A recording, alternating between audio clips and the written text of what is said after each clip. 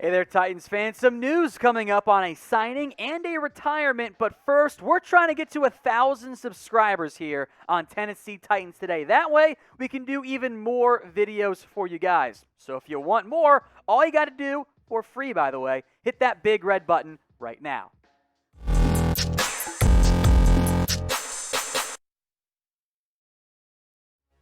We've got some Tennessee Titans news to get to on today's video. First up, the signing of former Patriots edge rusher John Simon just announced on Sunday. The Titans have picked him up to add some edge rusher depth at a spot where, they're a little bit thin, especially with Bud Dupree coming back from his injury.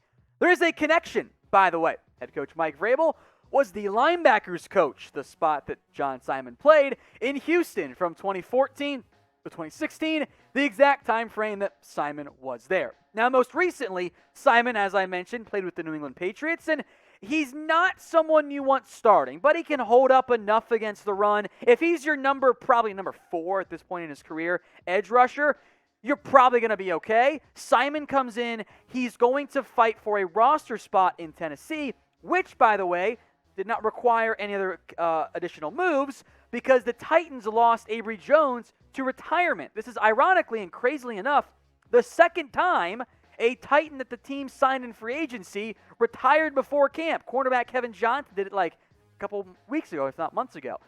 The addition of Jones was designed to help fill out some depth on the defensive line. Now they are a little bit thin. Now, Jones didn't play much for Jacksonville last year. Only 5 games, 8 tackles. He was by no means an impact elite player, but he did add some depth on the defensive line.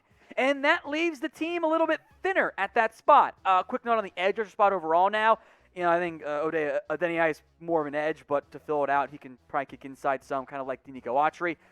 Bud Dupree, Harold Landry, John Simon, Rashad Weaver. That's a lot better, not acknowledging there was no to go but up, than what it was last season. It's the interior of the defensive line that concerns me. Jeffrey Simmons and Denico Autry, for the most part, in nickel and dime packages, is going to get the job done. But base packages, I do worry a little bit about the run-stopping ability of, Hamilton, of Tyir Targe, Trevon Coley, Laurel Murchison, and other players. That's a bit of a red flag for me. So what do you guys think? Does a contending team like the Titans need to add another defensive tackle? Get your votes in for me. Type in Y for yes or type in N for no.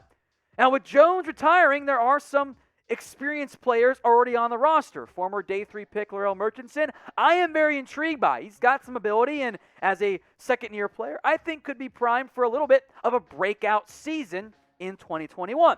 Trevon Coley was also a free agency pickup, much like Jones. Hopefully, he won't end up retiring. A little bit bigger than Murchison, by the way, which I think is a big deal for a team that I'm at least a little bit worried about having a true run clogger for that defense. And there's also Tyir Tart, elite name out of Florida International, FIU. Again, didn't play a ton last year, but does offer some depth on the defensive line. What I'm saying is maybe the Titans should explore some free agency options right now. And there are some, at least big names. Geno Atkins, a bit more of a pass rusher, not sure he's the best fit. Kawan Short, if healthy, could be a good addition.